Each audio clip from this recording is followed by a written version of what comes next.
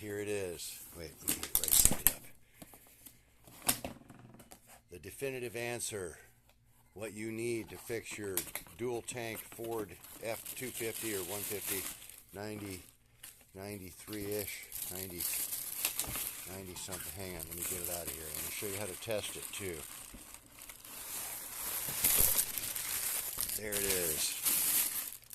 Ta-da! Okay, so without tearing the whole thing apart, to see the valves, unless it's easy to do. Okay, we take these two screws out, we pop that off of there. Alright, well anyways, there needs to be some valves in here. The high pressure is the little line, and the big line is the backflow. So what needs to happen is there needs to be a check valve in there that operates so that this backflow, the return flow, doesn't flow back without pressure on the pump.